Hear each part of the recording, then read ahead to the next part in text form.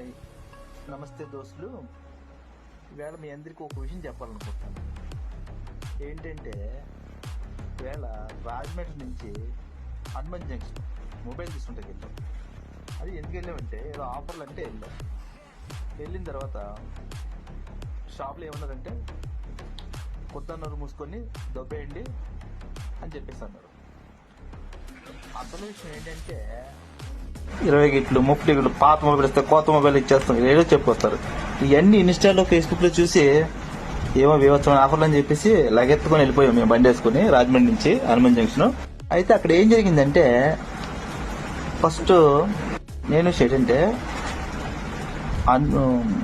Madina mobile ఒకటే కాదు, మిగతా చాలా మంది వీళ్ళు ఏం చేస్తారంటే ఒక ప్రోడక్ట్ ని మనం జనాల్లో తీసుకెళ్ళినప్పుడు అంటే ఎక్కువ శాతం మొబైల్స్ మీద ఎక్కువ ఇంట్రెస్ట్ చూపిస్తున్నారు జనం. ఒక ప్రోడక్ట్ మన జనాలు తీసుకెళ్ళినప్పుడు ఒక క్లారిటీ ఏంటంటే పలానా మొబైల్కి పలానా మొబైల్ మాత్రం ఆఫర్ ఉంటుంది, పలానా మొబైల్కి పలానా గిఫ్ట్లే ఇస్తాం. లేకుంటే మెయిన్ విషయం ఏంటంటే 20 కిలోమీటర్లు మాత్రమే ఫైనాన్స్ చేస్తారంట. అది హెచ్డిపి, బజాజ్, ఇంకా అక్కడ ఏమున్నాయో అన్ని 20 కిలోమీటర్ దాటితే లోకల్ ప్రూఫ్స్ అడుగుతుందంట. ఈ వీడియో చేసినప్పుడు ఆ పెద్ద ఆయన ఇది చెప్పడు, అతనే కదా వేరే వాళ్ళు ఎవరు చెప్పట్లా. ఆధార్ కార్డు తెచ్చుకోండి, పాన్ కార్డు తెచ్చుకోండి, జీరో ఫైనాన్స్ చేస్తాం. జీరో ఫైనాన్స్ అవద్దప్ప, డౌన్ పేమెంట్ కట్టుకుంటాం. అయితే జనాల్ని ఒక రకమైన మార్కెటింగ్ చేసుకుంటాం, మోసం అన్నమాట.